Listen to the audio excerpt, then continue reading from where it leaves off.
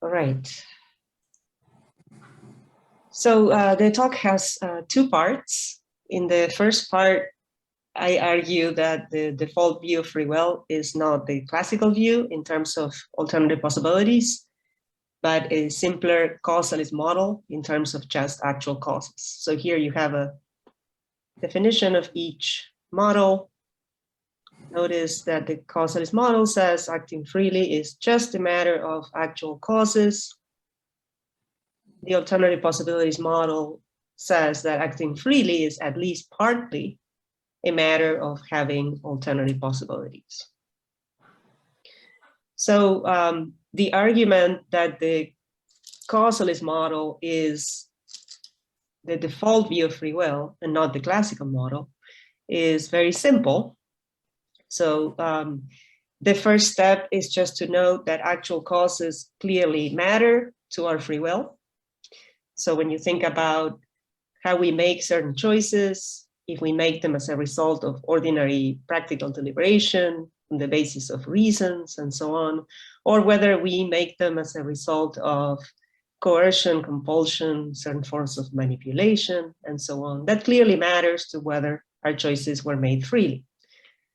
So I think this is something that pretty much everybody accepts, or if they don't, they should accept it, that actual causes clearly matter to our free will.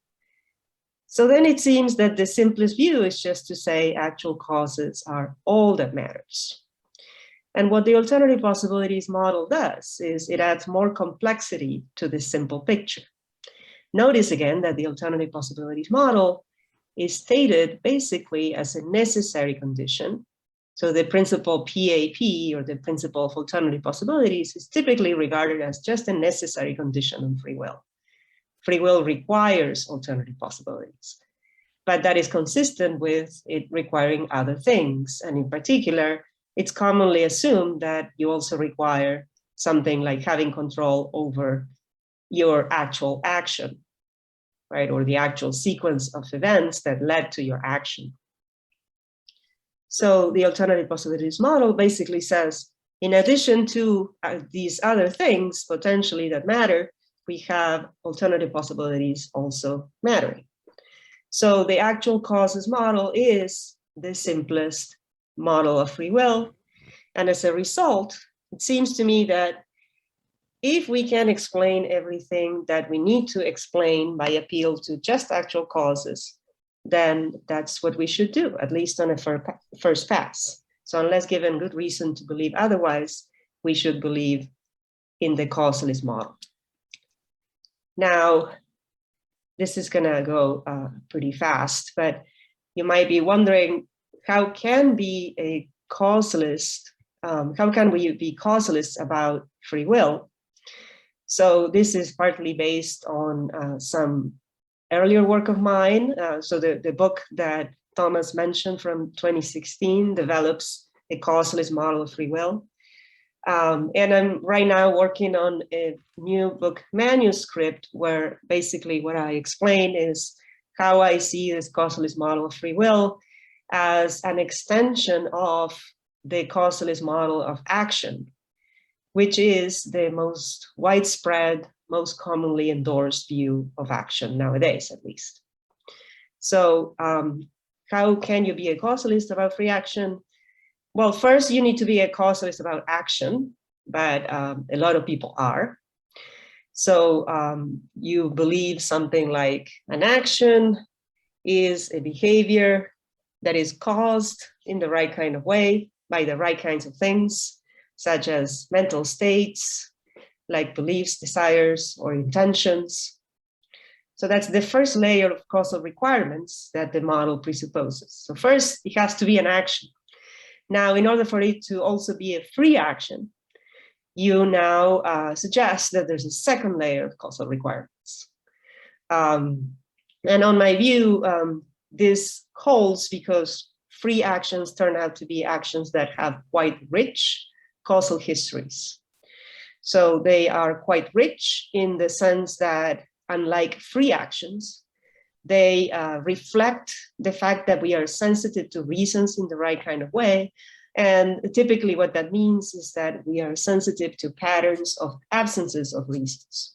So just very quickly to illustrate the proposal with one example, the idea is when you compare, for example, a compulsive behavior with a free behavior, you notice this phenomenon that free actions have richer causal histories than compulsive actions.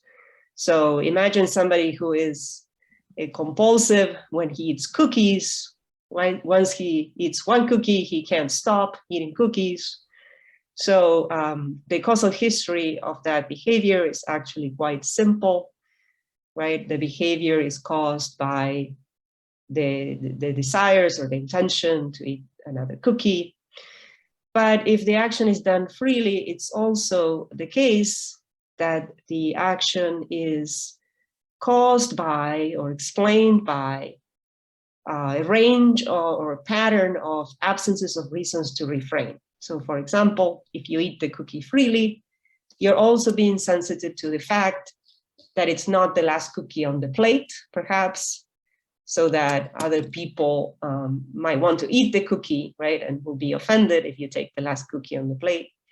Or you might be sensitive to the fact that you're not allergic to chocolate chips that are in the cookies, or something along those lines. Whereas a compulsive cookie eater would basically be compelled to eat the cookie no matter what. So the causal history of that behavior is not sensitive to such a wide pattern of absences of reasons to refrain. As additional perks of the causalist view, as I said before, I think a good thing about this view is that the view is a natural extension of the causalist view of action that I endorse and many other people endorse. And it's the most natural extension of the causalist view of action. So the most natural thing, or the simplest thing to suggest, is that a free action is a behavior that is caused in addition to the relevant mental states that make the behavior an action, this pattern of absences of reasons that result or reflect the fact that the agent is being sensitive to reasons in the right kind of way. And then in this book manuscript, I explain also how I think that there are in fact overlapping motivations for the causalist view of action and the causalist view of free action. So some of the motivations are basically the same in nature. So Davidson famously said that we need causation, we need the causalist view in order to explain the distinction between reasons that we might have to do something, but that we don't in fact act on, from reasons that we act on. So imagine that I eat broccoli and I might have two kinds of reasons to eat broccoli. So one of them is that I like broccoli. The other one is that broccoli is healthy. So I have these two reasons to eat broccoli, but it might be that I eat it for one reason, but not for the other. So Davidson said, what we need is causation to explain what the reason is that I'm acting for in any specific case.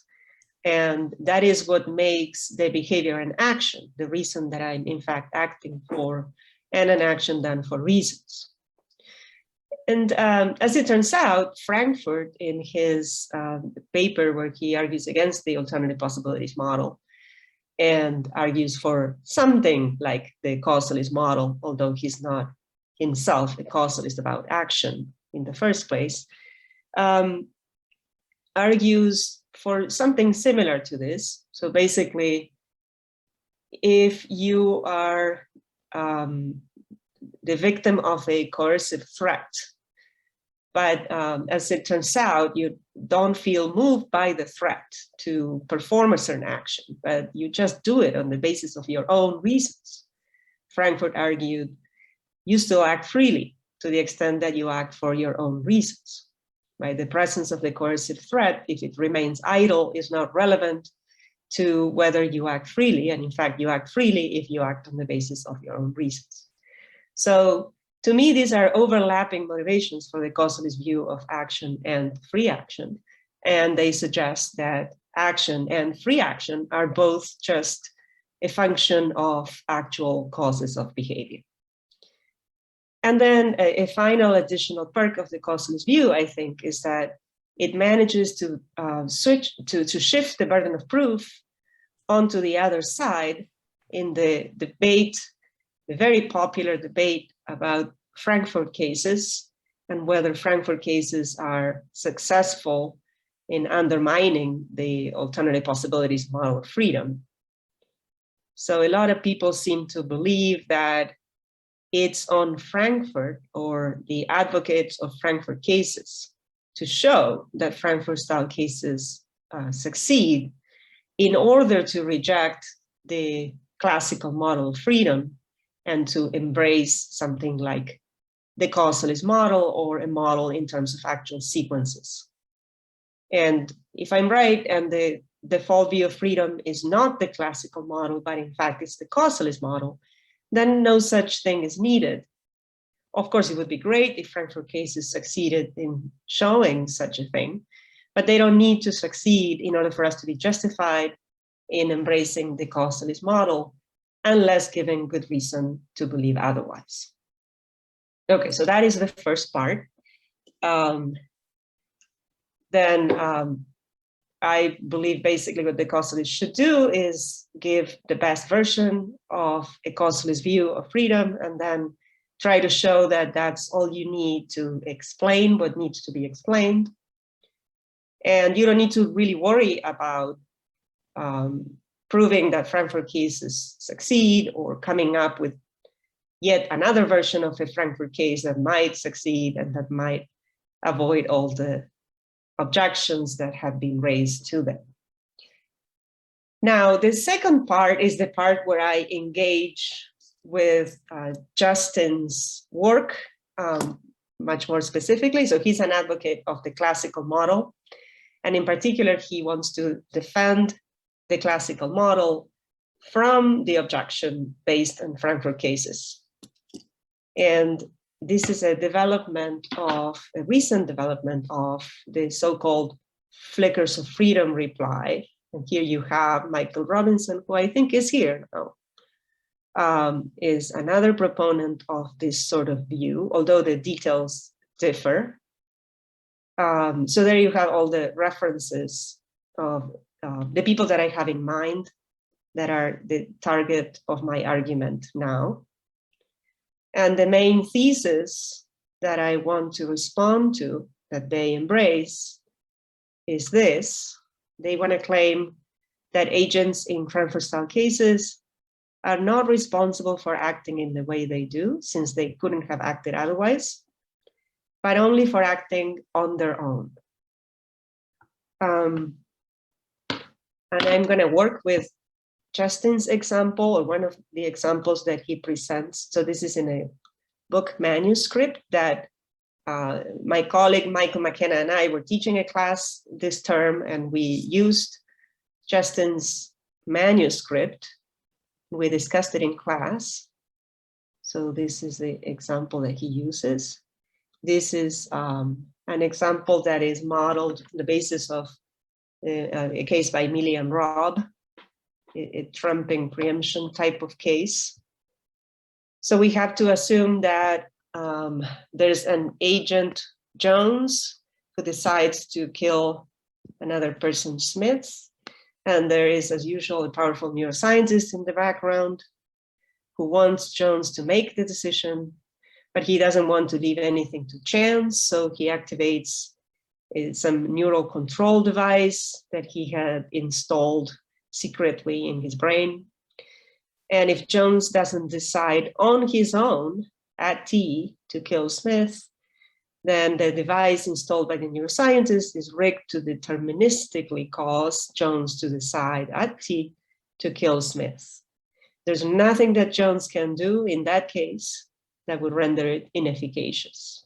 So to the neuroscientist's delight, Jones decides on his own at T to kill Smith as a result of his own indeterministic deliberative process, and nothing deterministically causes his decision.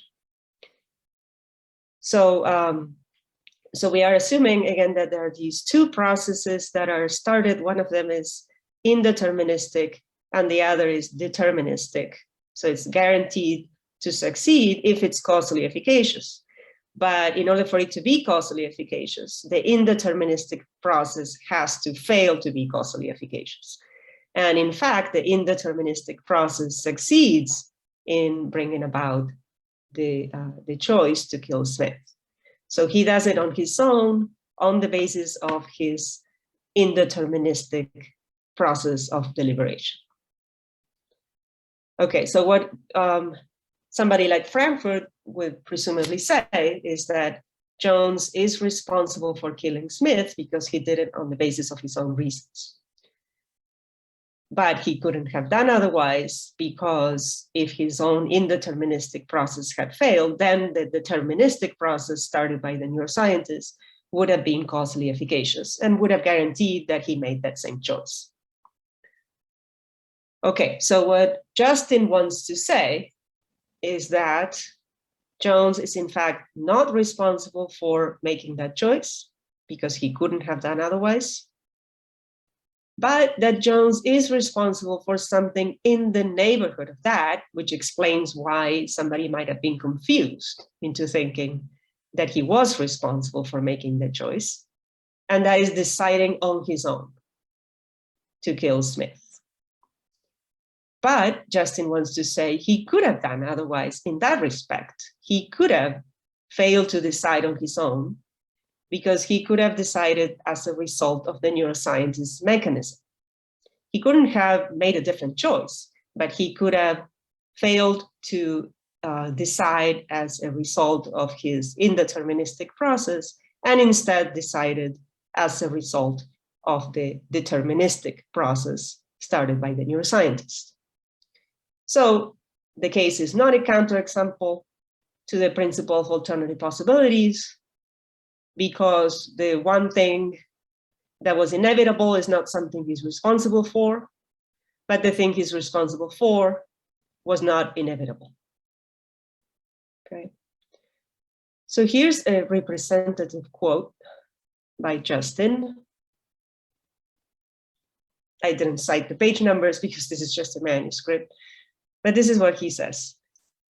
Consider in particular the fact that just prior to T, there were two processes up and running in Jones's head: his own natural deliberative process and the artificial process initiated by Black, the neuroscientist, via his neural control mechanism.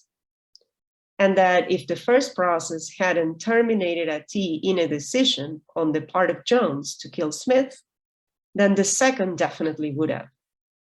One way or another, then, Jones was going to decide at T to kill Smith, whether as a result of his own deliberative process or as a result of Black's device. And no matter how hard Jones might have tried, he couldn't have altered that fact. So clearly, Justin here is hinting at the fact that that was not in his control, right? Given that no matter how hard Jones might have tried, he couldn't have altered that fact. That was not in his control. The only thing over which Jones had any control, it seems, was which of the two processes would result in his deciding at T to kill Smith. So that's the argument for the idea that he didn't have control over the choice, but he had control over how the choice happened, and in particular, the fact that it happened in this particular way as a result of his own deliberative process of the, his own deliberative process. Okay, so finally here you have my reply to that argument. I think there's two ways, or well, there's two complementary responses here that one could offer. The first part is to note that there is no robust sense of could have done otherwise or having alternative possibilities, according to which Jones could have done otherwise, as Justin wants to suggest, with respect to making the choice on his own. So I want to say it's not the case that he could have done otherwise, that he could have failed to make the choice on his own in any robust kind of way, in any way that could potentially ground his moral responsibility. So certainly what is the case is that given that the mechanism was indeterministic, the deliberative process in question was indeterministic, that means that it was possible or consistent with the laws of nature and the past for him not to decide on his own, right? In which case the neuroscientist process would have been causally efficacious. But this is not an alternative that is in his control in any way. It's just the failure of an indeterministic process to go to completion or to succeed. So this is not a robust alternative in any way, and I don't think it could ground his moral responsibility. But also, I think, more fundamentally, I think Jones is not responsible for deciding on his own. I think he's responsible for deciding, but not for deciding on his own. So I think what's going on here is that, as my view would say, and many others would say, this is something, the decision is something that Jones is basically responsible for. So he's not responsible for that by virtue of being responsible for other things. He's just responsible for that by virtue of the causal history that the choice has. So there's something that explains why he is responsible. There's something that makes him responsible for his choice, and that's the causal history of the choice. But that doesn't mean that he's responsible for his choice by virtue of being responsible for something else. So in order to be responsible for a decision in this basic way, you don't also have to be responsible for the causal history leading to your choice, obviously. But you also don't have to be responsible for the fact that your choice was caused in a certain way.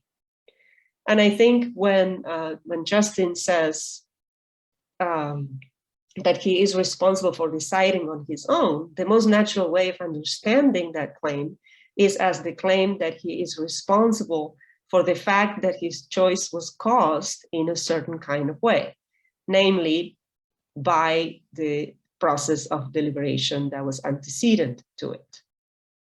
So it's a causal fact. So again, you don't need to be responsible for the causal history or for the fact that the choice had such a causal history. If you say that you also have to be responsible for the causal history, then of course that results in a regress that you want to avoid, because then why wouldn't you have to be responsible for the causal history of that causal history, and so on. And if you wanted to say that you first have to be responsible for the fact that your choice has certain causes, then that would mean that there is a causal fact that we would have to be basically responsible for the fact that a choice has a certain kind of causal history. And I don't think those are the kinds of things that we can be basically responsible for. We can be responsible for them in some cases, but not in a basic kind of way. It seems that it's much more natural to think that what we're basically responsible for is the choices in the first place. So that is the most natural way to stop that regress, right, at the level of the choice that has the right kind of causal history. So why might anybody have thought, because I do think that it sounds quite natural to suggest that Jones is responsible for acting on his own, but why? So I think that's a confusion, but why might anybody have thought that? I think that perhaps what's going on is that we're confusing what Jones is responsible for with why he is responsible for that. So we are confusing what he's responsible for with the grounds of his responsibility. But the causal history is just the grounds of the responsibility. And again, Jones doesn't have to be responsible for that, for the grounds, or for the fact that the causal history caused the choice in order to be responsible for the choice. Well, just to sum up, I don't think there's any sense in which, at least in this case, Jones is responsible for deciding on his own. All that he's responsible for is for deciding. Okay, I will stop there, stop sharing, and give the floor to Justin.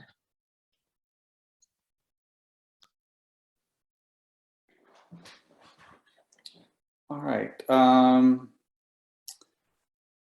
So I think I'm actually going to, Thomas, if I can share my screen, I think I'm actually going to, let me see if I can find it first.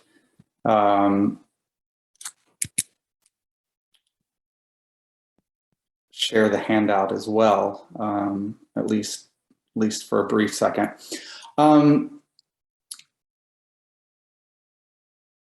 So I think I want to focus, I want to make 3 comments, and I'll phrase them in the form of questions.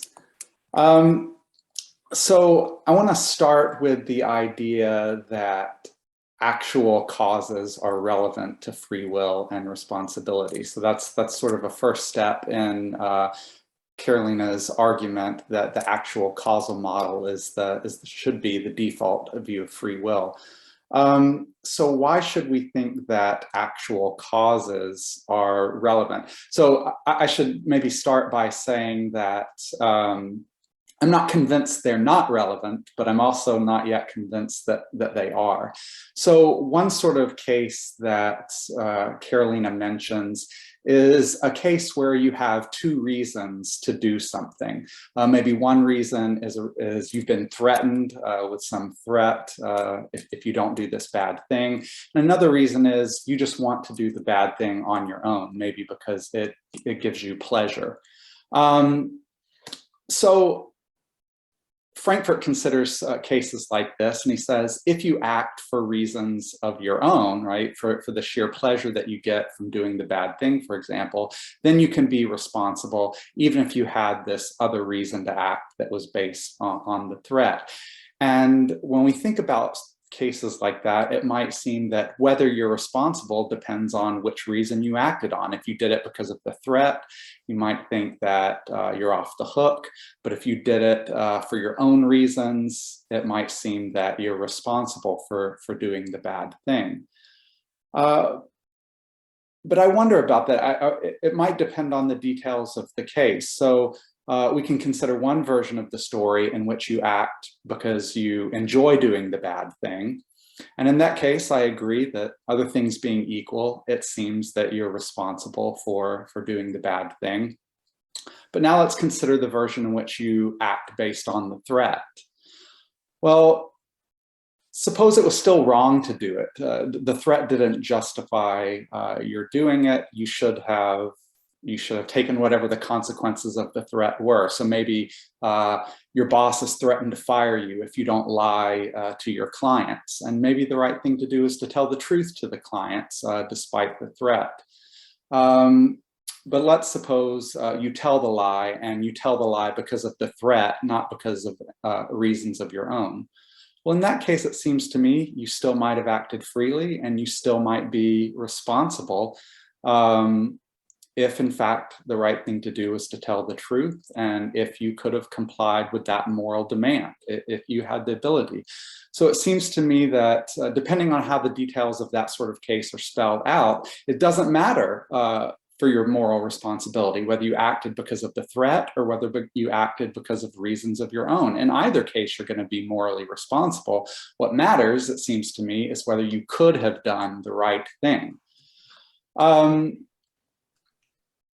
Yeah, so that sort of case doesn't seem to me to show that it's the actual causes that matter for moral responsibility. it seems to suggest to me that what matters is whether you could have complied with the relevant moral demands or not. So I'd be interested to hear more about why we should think that it's actual causes that matter, because maybe I'll change my mind later, but I actually am tempted to the view that Carolina says we shouldn't go in for, namely that the actual causes don't really matter for responsibility, that it's just sort of the agent's moral awareness and what the agent could and could not have done.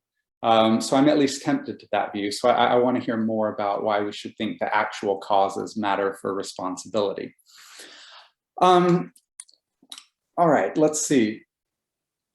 A second question is, so even if actual causes do matter for responsibility, Carolina claims that the actual causal model of free will can explain everything that we want to explain about free will and responsibility, or at least about the free will side or the control component of moral responsibility.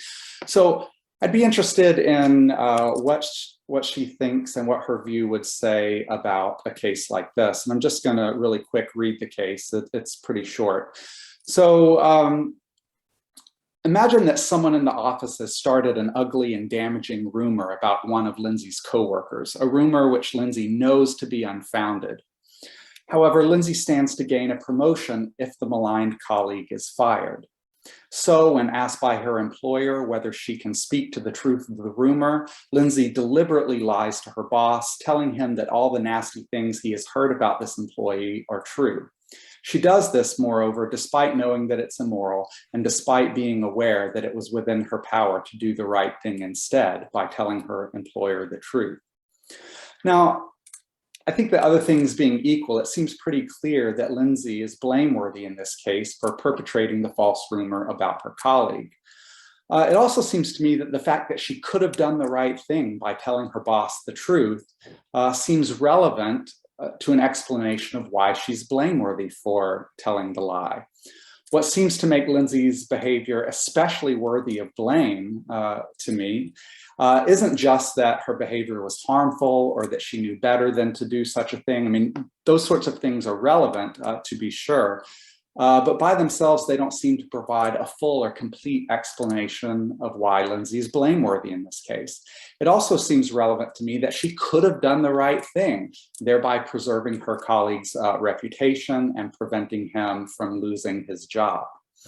So I'd be interested to hear more about what Carolina, if she shares that judgment about the case. So that's a judgment about what makes Lindsay blameworthy. Part of what makes her blameworthy is the fact that she could have done the right thing. She could have saved her colleague's reputation. She could have made sure that he didn't lose his job. That seems relevant to an explanation of why she's blameworthy. So I'd like to hear whether she shares those intuitive judgments, and if so, how the actual causal model wants to account for them. And then lastly, I'll say one other thing about her criticisms of my view. One of her objections says that Jones couldn't have done otherwise than decide on his own, at least not in a robust sense. So whether he made the decision on his own, as a result of his own indeterministic decision-making mechanisms, or whether Jones in the Frankfurt case, whether his action was caused by the device, she says that Jones doesn't have control over that causal history fact. And so he can't be, that's one reason to think why he can't be responsible for the relevant causal history facts.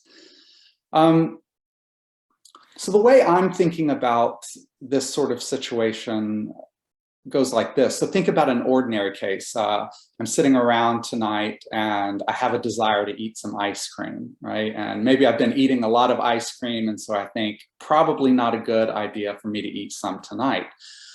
So it seems like I have control over whether my desire for ice cream causes me to eat some, right? There are various things I can do. I can distract myself by trying to take care of my daughter, or maybe I can go for a run instead, or maybe I can just simply omit to eat any ice cream. I can just resist in a sort of brute or a direct way the desire that I have to eat ice cream. This is a sort of ordinary thing. It seems pretty commonsensical that we have control over whether our desires lead us to behave in certain ways. So it seems to me that I have control over whether my desire to eat ice cream leads me to eat ice cream. And so I'm thinking that something like that is going on in the Frankfurt type cases. Jones doesn't have any control over whether he decides to kill Smith, but he does have control over whether his sort of natural unaided desires lead him to perform the action, just like I might have control over whether my natural unaided desire for ice cream leads me to eat ice cream tonight.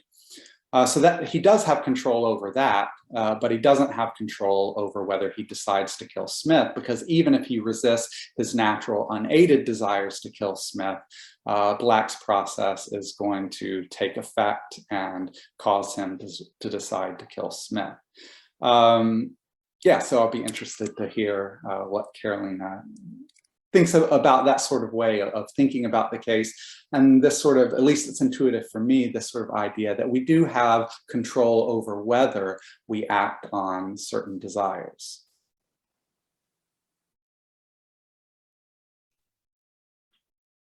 Okay, so I guess I'll respond for just a few minutes and then we'll open the discussion.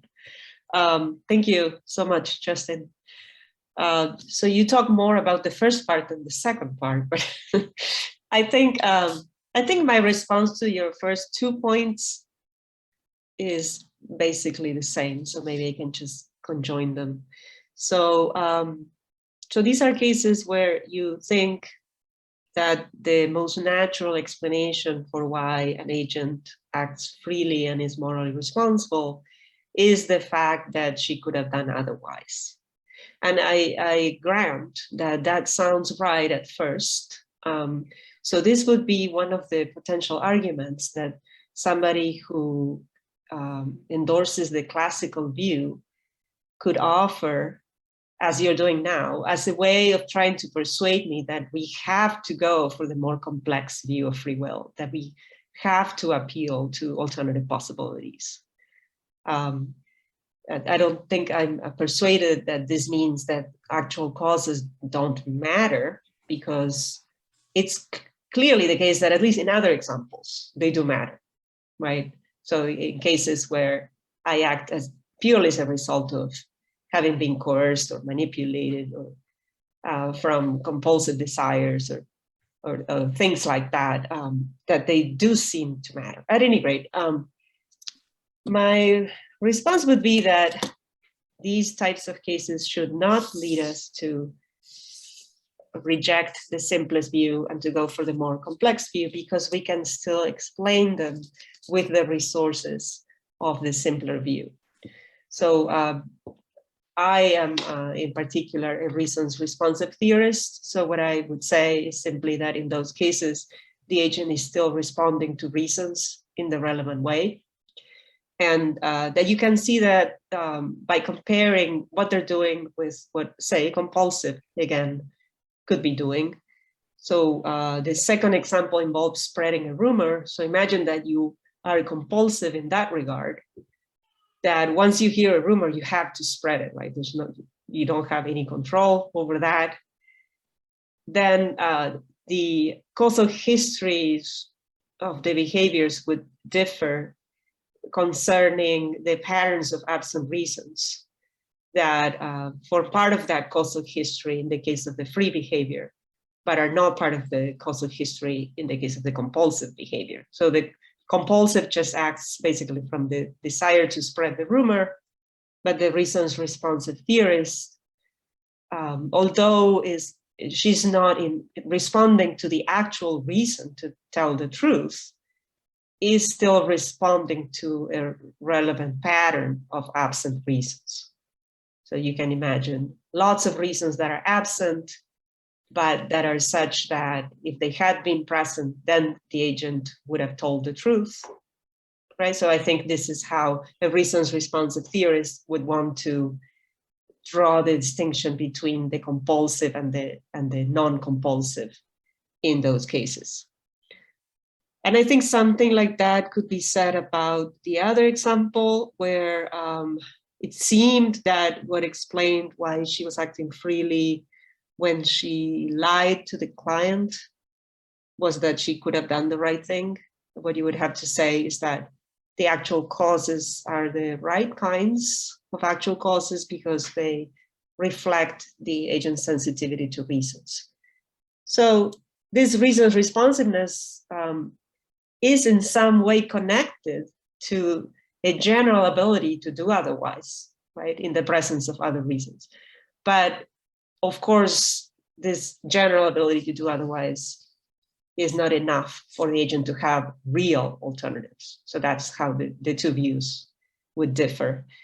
And the first example, by the way, I don't know if this would convince you, but where the agent lies caused by the threat, but it's still wrong to lie, and she should have refrained from lying.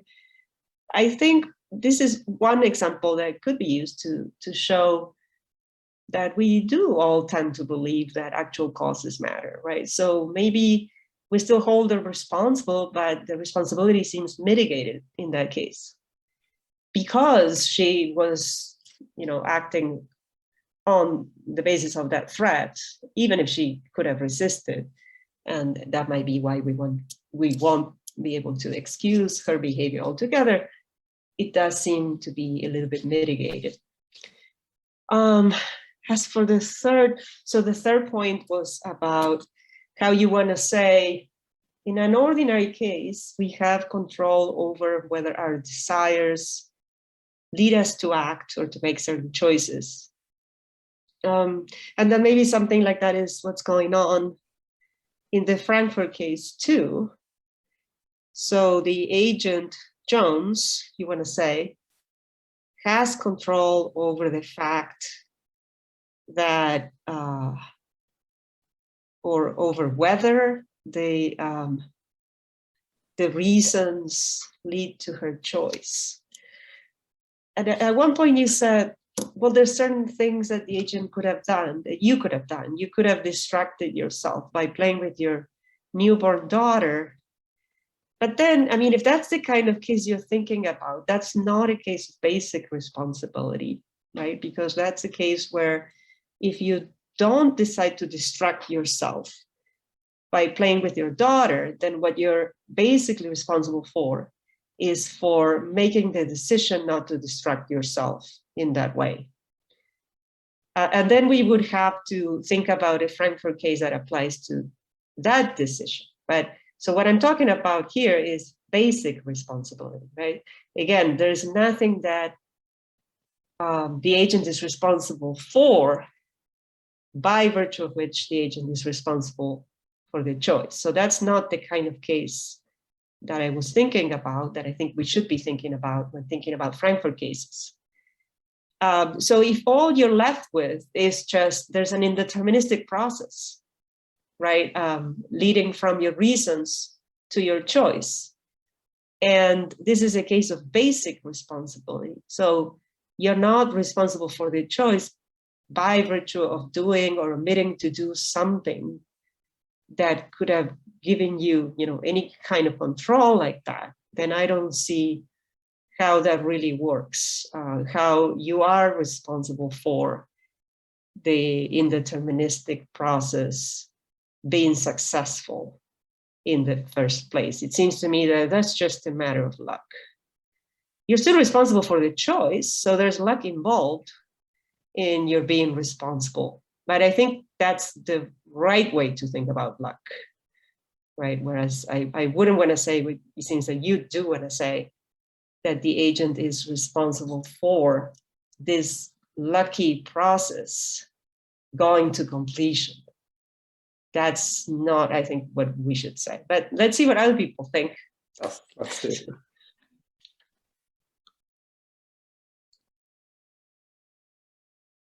Give me 1 sec to unpin some folks so we can see everybody. That'll make it a little bit easier. Okay.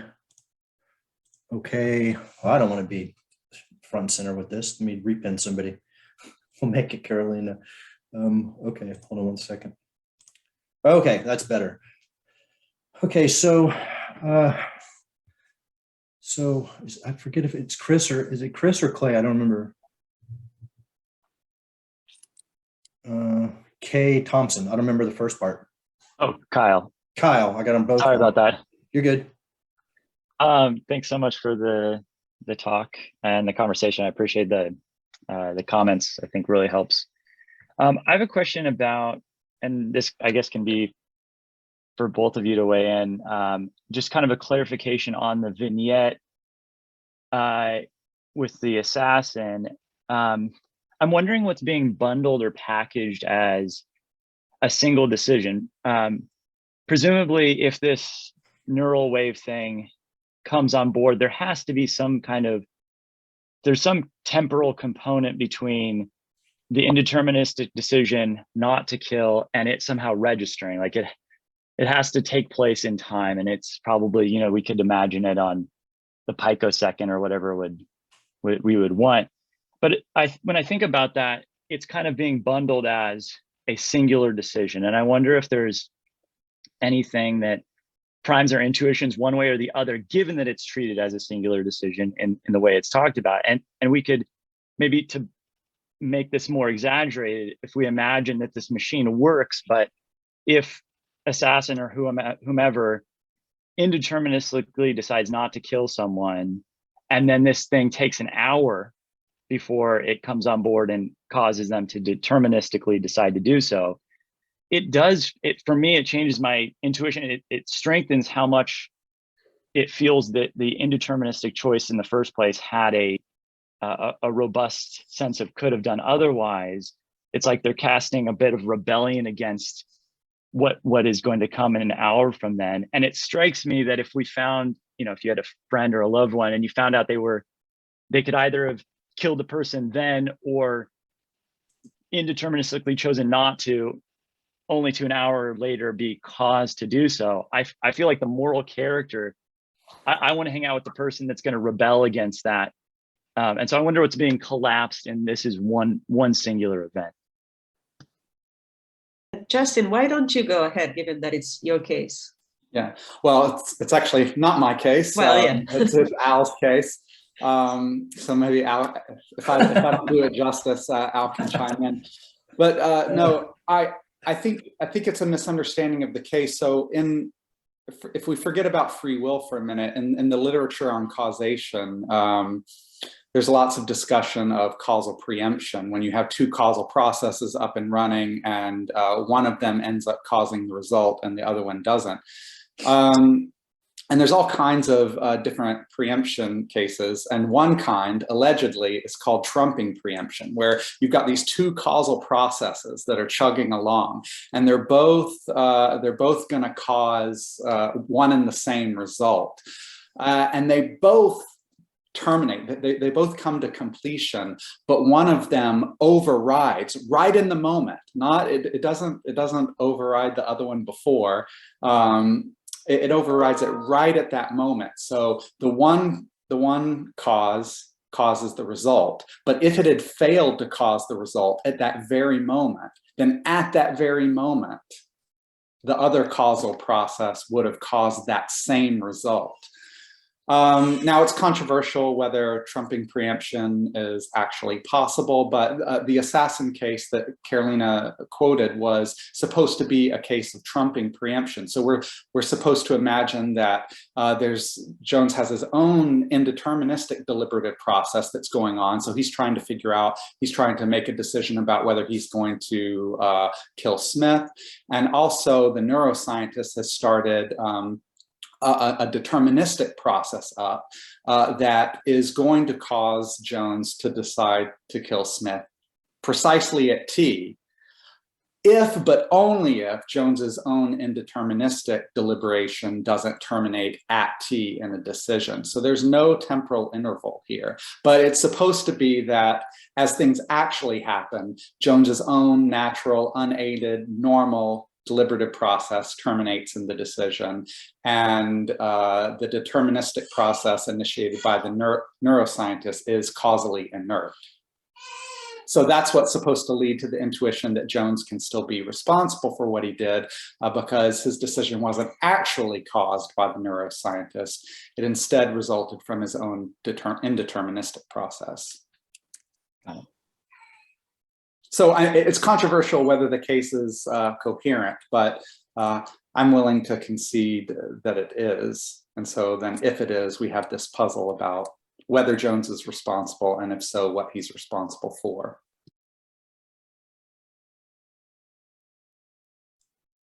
Perfect. Okay. Carolina, did you have something else or no?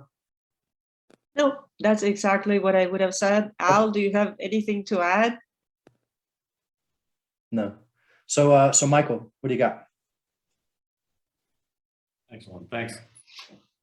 Carolina, so I want to ask you a little bit about just the way that you're thinking about what it means or what it tells us to say that an agent did something on his own. Certainly when, and we've talked about this before, so certainly at least when I wrote the papers that you're referencing, I was tending to think of doing a thing on one's own as picking out, so to say that an agent did a thing on his own tells us something about the way the agent did it, right? So I was thinking of doing a thing on one's own as a way of doing it, or a mode of doing it, or something like this.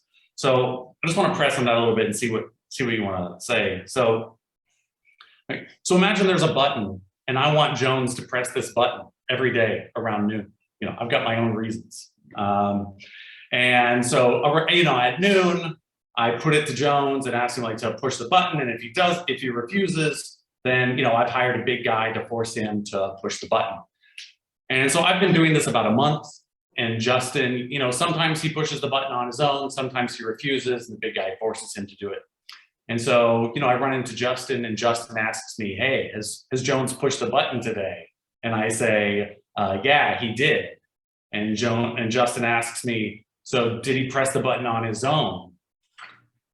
Now, it's not obvious to me that when Justin asks that he's asking a question about some causal fact or about the causal history of Jones's pressing it, rather than asking about the way that Jones pushed the button and asking whether he did it on his own or not.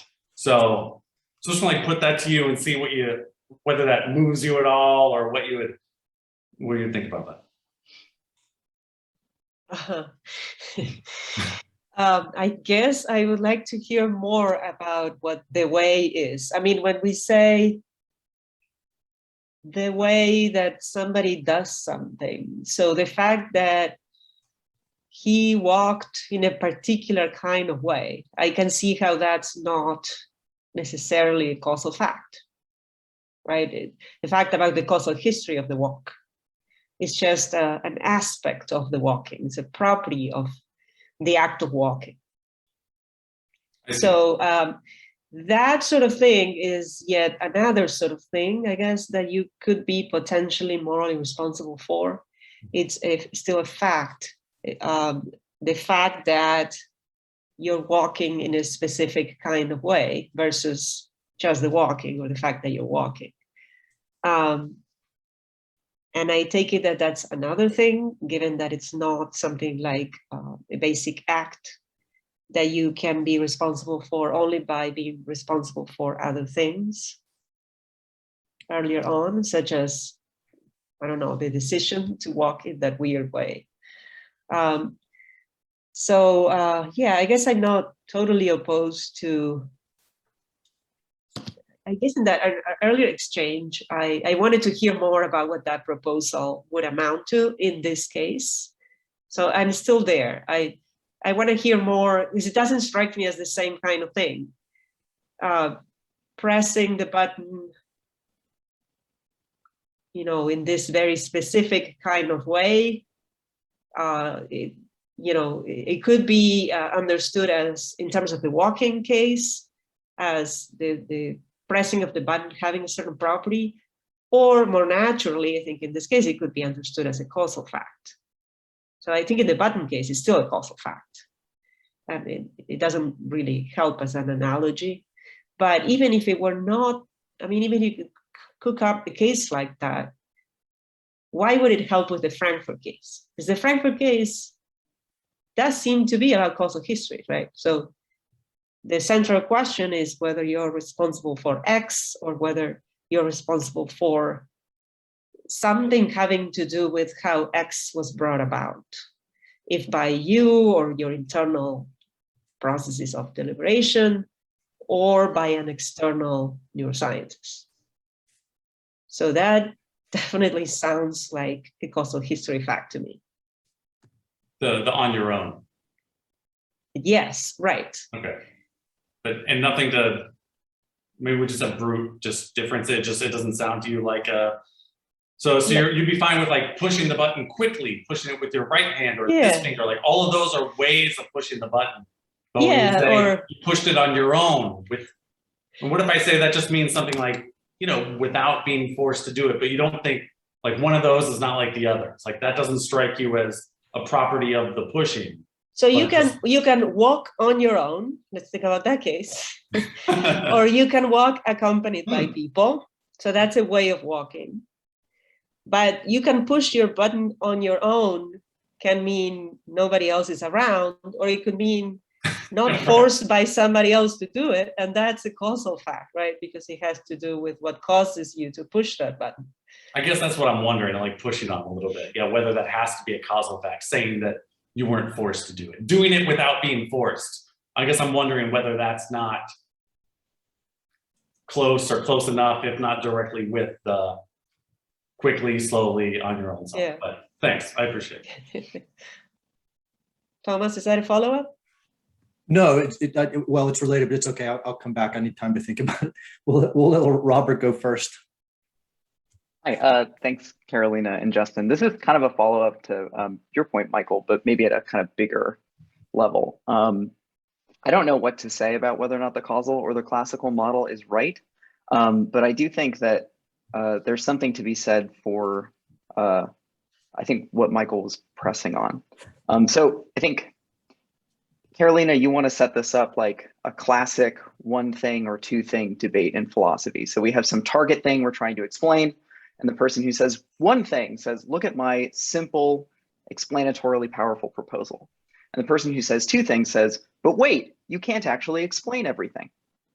And the way that the free will debate has proceeded in certain respects doesn't actually really follow that kind of classic model, right? So if you think about like physicalism in debates about the mind, there aren't sort of like, here we have this interesting background where the classical model, the two thing view was the classical view. And then it was up for the one thing people to kind of debunk that via Frankfurt cases. And then ultimately, I think you think, sort of supplementing with the causal theory of action.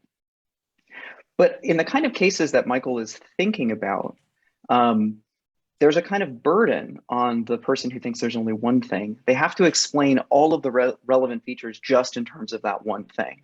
So all of the free action relevant explanations, the nature of the agent, the sort of sensitivity of the agent to reasons, all of this stuff, all of the modes of action, all the ways that the act could be performed, all have to be grounded in ultimately the causal sequence. I think somebody who's on the two thing side just might say, that's the wrong kind of grounding explanation.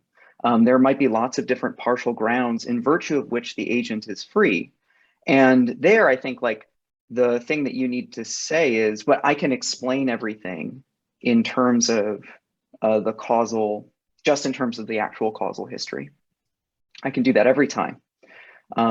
It's not clear to me though that that's enough to get the causal theory to be the default position. Because you want to say we have, you know, the causalist says, here, we have our cases, we have all this support from the causal theory of action. But if somebody else says, but look, I think here's some ordinary cases. I could decide to distract myself. I could do something in my own way, or there are all these other modes of action. Why think that we should think that the grounding explanation goes deeper into the causal history rather than just stay at the level that I think, I don't want to put words in people's mouth, but the level at which I think Justin and Michael want to stop the explanations. That makes sense? I hope. Yeah. So I would take that to be like a very first step in the reply by the PAP advocate. But look, I mean, you can't, with just actual causes, you can't account for these cases, right? But it's not just my view that can account for those cases, right? I think a lot of views can account for those cases. To the extent that the agent is reasons responsive, you could try to argue, well, I don't think those other views necessarily succeed in doing that, but they think they succeed, right? In accounting for those cases just in terms of actual causes. So the way I see the dialectic, there's going to be a lot of back and forth, right? So you start with simple causes, then you point out, as Justin was doing very aptly, but there are these cases where the intuitive explanation seems to be PAP or alternate possibilities, and then it's on us to show how you can still do it with actual causes. And in fact, with something quite similar to alternative possibilities, but they're not real alternatives. And at that point, I didn't say this in the talk, but somebody could say, but your actual causal histories just got too complex, right? So you have to include a lot of complexity into the actual causes themselves in order to be able to explain this phenomena in this way that you call the simplest way possible, right? So if that's the complaint, I think I also have a reply to that. The reply is that everybody should also accept that those behaviors have those causes or those explanations. Maybe it's not obvious at first sight because they're absences of reasons, basically, and absence causes or absence explanations are not the most salient or obvious ones at first, but they're clearly there. I mean, once you start reflecting on the free behavior, it seems pretty clear to me that the agent is being sensitive, although not perhaps consciously, right, but subconsciously, the agent is being sensitive to all, the range of such absences of reasons, to all those things, whereas the compulsive is not. So those things have to go into the explanation, the fuller explanation of why she does what she does. So to the extent that they can agree with that, I think the ball is still on their side. Thank you, Robert. Yeah, thank you. Okay. So this is, I guess, simultaneously a question for Carolina, Justin, and Michael. We'll see how, but because there are a lot of cases now that are sort of on the table, and I just want to sort of run through them in an order that I hope is helpful, which is there are the kind of Frankfurtian like neuromanipulation cases where the agent is bypassed by and large. And there's no real sense we would say, I mean, the agent did it, but like the agent in some sense wasn't the active thing. It was whatever he was forced to do. There are going to be these kinds of coercion cases, which you guys have talked about. And let's just assume that the act that is being done in all these cases, because this is relevant to something Justin said earlier, is something immoral like theft. So we'll just say like neuromanipulation to steal something, coerce to steal something. Someone's like put a gun to your head and you steal something. A compulsion case, like Carolina used earlier, we'll make it like kleptomania. So they have a compulsion in that way. Just a garden variety thief, right? Where does the on your own thing begin and end? That's one question. Like, when do we say you did it on your own? Because Justin suggested earlier that if you're being coerced, but the thing you've done is immoral, it's something you're responsible for. And presumably that's partly because you did it, you were coerced, but you were coerced to do it on your own. You could have, if you were like, so Michael's case with the big guy who's like telling you to push the button. If the push the button was like steal something, and what I'm going to get is an ass beating if I don't steal it, then it's a choice I make to steal something rather than take the beating. So there, I'm like, I guess the point is like, where in the, like somehow you want to say legally, for instance, you've got like a trickle of responsibility from none at the top, excuse behavior in the neuro manipulation case, an excuse in the duress case, I think probably, mitigating mitigated responsibility in the coercion case, in the compulsion case, and then like full responsibility in the bottom case. So I guess how, like on the on your own thing, like is the only case where you do it on your own for either you, Justin, or Michael, the case where all those other things are missing? Or is the on your own, does on your own like happen also in some of these other cases in a way that it doesn't happen in the neuro manipulation case? Or maybe that doesn't quite make sense, but like, how do you want to capture those levels of responsibility? And how do you do that? I guess that's what I was sort of wanting to get at, because like it was what made me think about it, Justin, was you suggesting earlier that if you did something bad, I forget which case it was, and you were coerced to do it, it's still something that you're responsible for. And that's what I want to figure out, how that's supposed to work. Yeah. Do you want to go, Carolina, or should I? I'm going to let Justin and or Michael respond to that. Yeah. I mean, the on your own language is tricky because I think it originated as just a way to distinguish the actual sequence of events in a Frankfurt case from the alternative sequence in which the agent's behavior is brought about by the neuroscientist, right? So that's where the language comes from. The way I use the language is just to say, to do something on your own means that you did it as a result of your own sort of unaided deliberative process. It wasn't the result of the neuroscientist. So I'm sort of with Carolina on this. I see it as a causal history fact. So maybe in the case, so set Frankfurt cases aside, so maybe in the sort of scenario where it's just an ordinary case of coercion, your boss says, hey, you better lie to these clients or I'm going to fire you.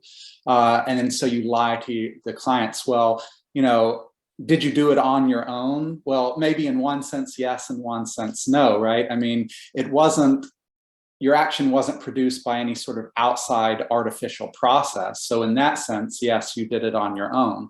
But then there's another sense in which you didn't, right? You were sort of pushed along, as it were, by the threat. And so maybe in that sense, you didn't do it on your own because you didn't do it for your own reasons, right? You did it for these sort of external reasons or reasons that were sort of foisted on you or something like that. So that strikes me as sort of largely a verbal dispute. I think I want to say is which facts you're responsible for shrink, right? Depending on which ones you could have prevented. So in the Frankfurt cases, you couldn't have prevented deciding to kill the person. But so I say, you could have prevented it from being the case that you did it as a result of your own unaided deliberative processes. So in the normal threat case, you did it on your own in the sense that the action wasn't produced by any sort of artificial outside source. And insofar as you could have avoided telling the lie, you also could have avoided doing it on your own. But we just don't draw that distinction in the ordinary non-Frankfurt case because, right, you have the same control over each state of affairs. So there's no need to draw the choice. Just like, maybe I'm opening a can of worms here, but I'll take the risk.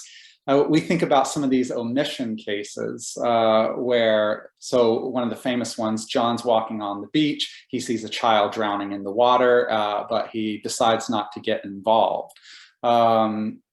And the child drowns. In an ordinary version of that case, well, we just, you know, there's the decision, and there's not to get involved, there's the failure to try, and then there's the failure to rescue. And in the normal version of the case, we don't need to distinguish between those two things, but we can certainly imagine versions of the case. For instance, maybe there is an invisible force field that's blocking the water, right? That would prevent John from jumping in and rescuing the child.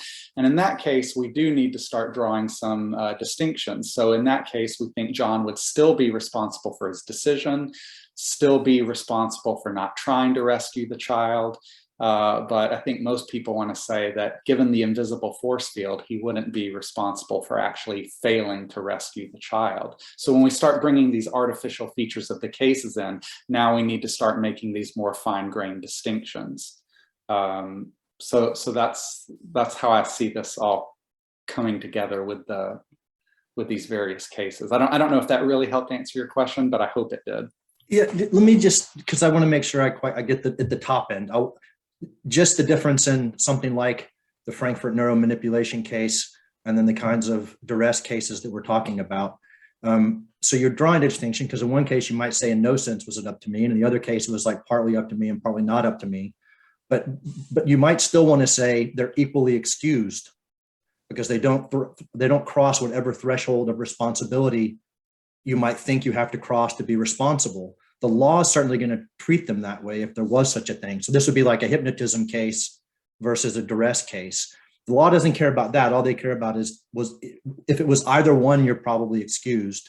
And I guess what I wanted to ask, maybe if I'm trying to be a little bit clear about what I was asking, whether or not you think one, the up to usness difference, the sort of twofold piece, does make you responsible in the duress case. So it's like it is a mitigating, not an exculpating.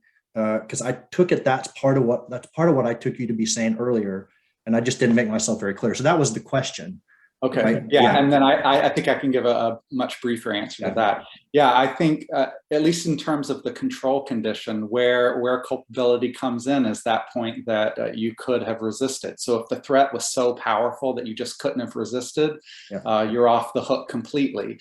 But if you could have resisted it, then you're on the hook, at least to some extent. And to what extent is going to depend on how difficult it was to resist the threat. If it was pretty easy, you might be fully on the hook. But, if it was like your boss was threatening your kids, and you really care for your kids, and so it was really hard for you to, resist the threat, then that would mitigate your responsibility, but without eliminating it. Perfect. So I just think that what you're on the hook for, which states of affairs or events you're on the hook for, is what's included in those things that you could have done otherwise, even if it would have been very, very hard for you to do otherwise. And then the degree of culpability is going to be a function of the degree of difficulty. I see. Perfect. Thank Thomas, you. and the same thing for me. I think you're the on your own cuts apart from more responsibility for me. So when I say, here's the short, coy answer, and here's the short, less coy answer. If I'm asked, what do I mean by on your own? The coy answer is to flip this around on the defenders of the Frankfurt cases, because they're the ones, right, in arguing that the cases pose a problem in order to support the intuition that the agent is morally responsible for what he does. They point to the fact that the agents do what they do on their own, without needing to be forced to it. So my coy answer is to say, they're the ones who are making this claim. So whatever they mean by it, I'll take that. Right? But so the less coy answer is, I think what they mean by it, even though it's maybe properly a question for them, is something just it's this thin notion that just you were not forced to do it by some external factors, like the neural manipulation. So for me, duress, threat, compulsion, I'll count all of those as on your own, right? But the neural device, right, that someone else is using, or the person physically picks you up and makes you do the thing, I'll count those as not on your own, but all the others will count. So on your own won't perfectly track more. It's not sufficient for being morally responsible for something. Perfect. Thank you. Yes, Bradford. Well, unfortunately, I think Michael just answered my question. And in a very direct way, he told me that just answered the question myself, because I had a question about what it means to do something on your own. And I guess I'll just think about myself and answer it. No, but my question was, I had a little before.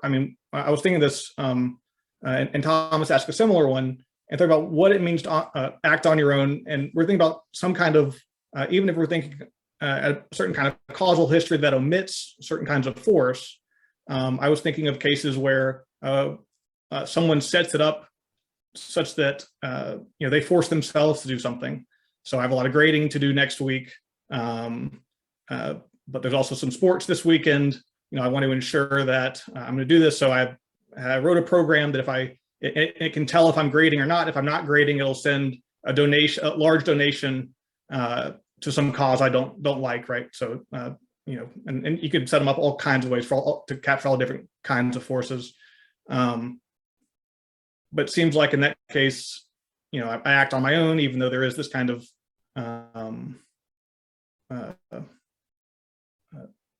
you know, external force, whatever you want to call it.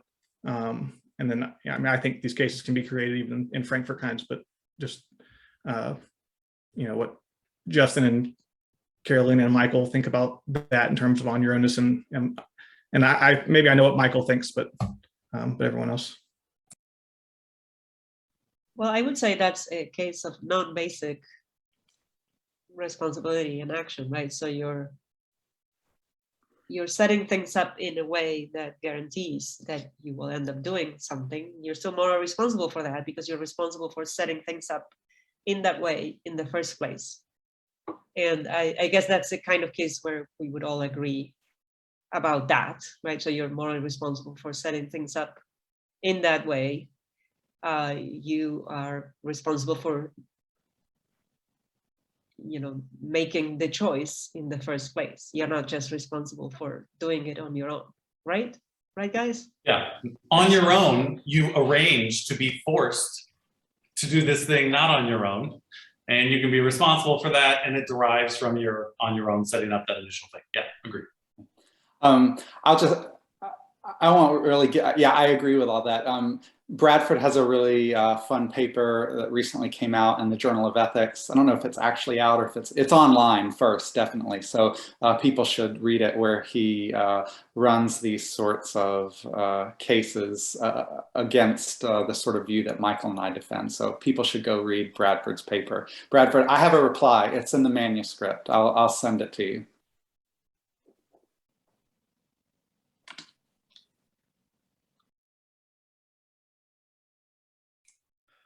So Randolph and then Mish. I see we're done with nicknames here. Carolina and Justin, thanks for the presentation. No, sorry, Randy. no, it's fine, no problem. Yeah, so I mean, I want to suggest at least a partial reconciliation and see to what extent you find it satisfactory. I imagine that neither of you will like it completely, but the idea is this: so that the actual causation model requires us to recognize, say, causation by the absences of reasons. So the idea is absence causation is derivative.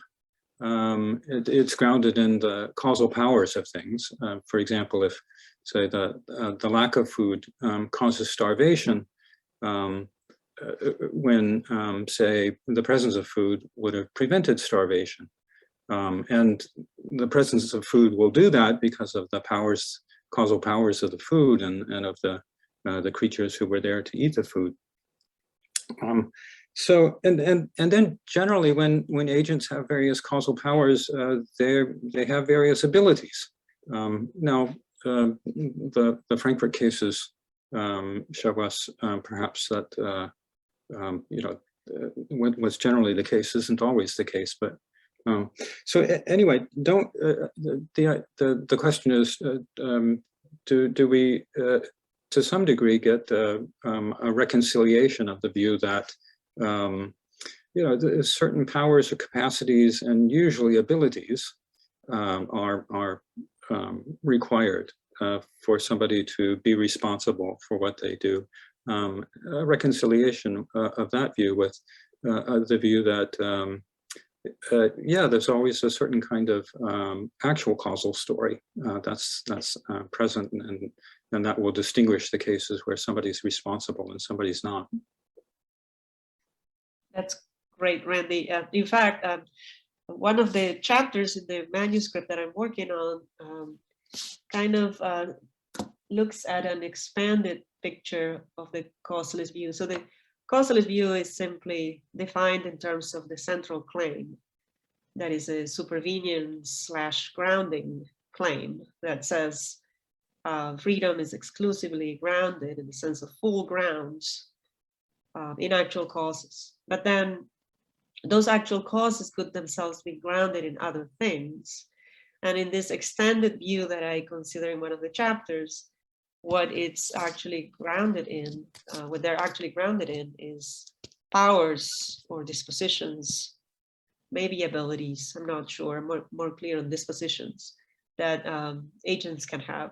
But these are general abilities, if anything, or dispositions to something like respond to reasons to do otherwise. They're not more specific abilities that agents would have by virtue of having the general abilities and the opportunity to exercise the general abilities. So I suspect that I'm totally fine with that proposal, as I said. I suspect people like Justin and Michael will not be happy with that because what they think is required by free will is something more than that, is the specific ability to do otherwise. But they'll correct me if I'm wrong. She's not wrong. You need the ability and the opportunity. I want to be reconciled though, so I appreciate the try. Carolina's view is certainly has its appeal.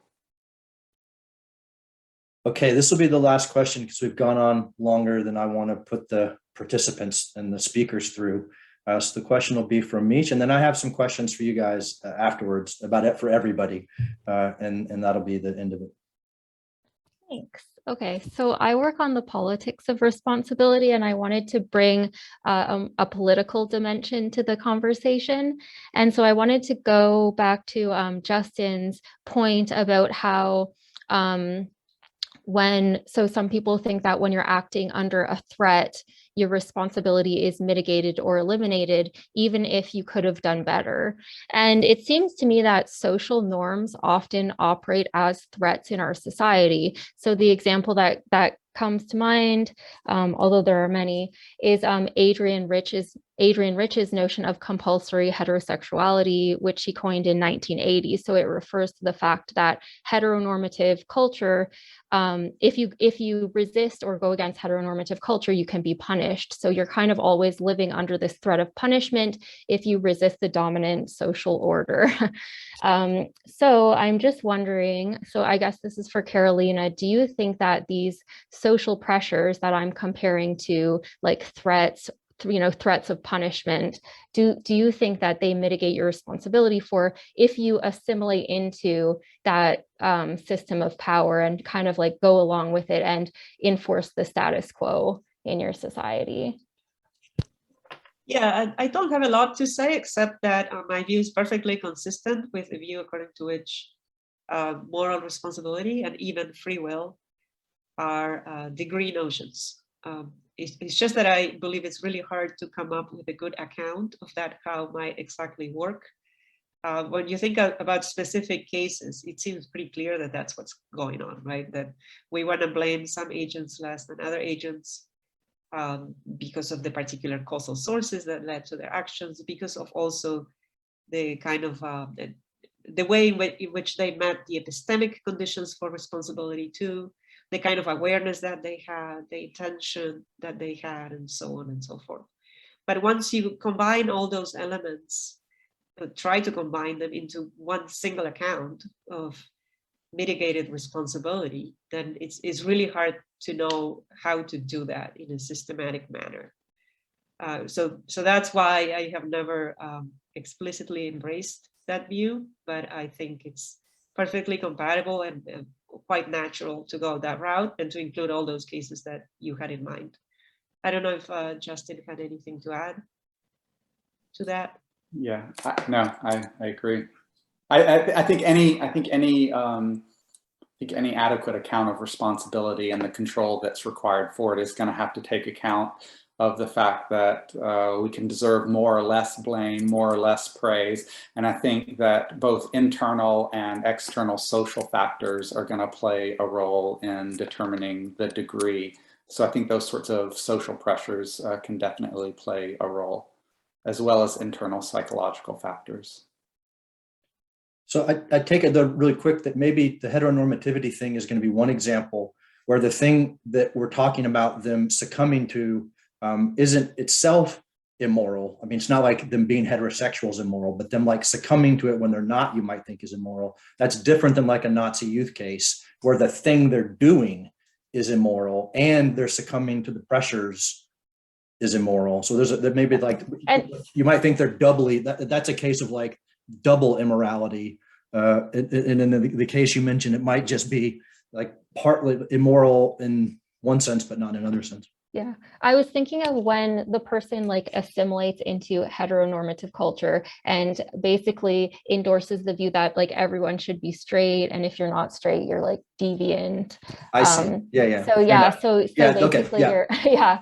And Yeah. so yeah, my intuition is that that's blameworthy, but then you know, if you're comparing it to a threat, a lot of people would say there are like mitigating circumstances in the culture because there's like this compulsory nature to it. Yeah, it seems right. Something we should think more about in the free will literature problem. Okay, so that was amazing. So thank you very much, Carolina and Justin.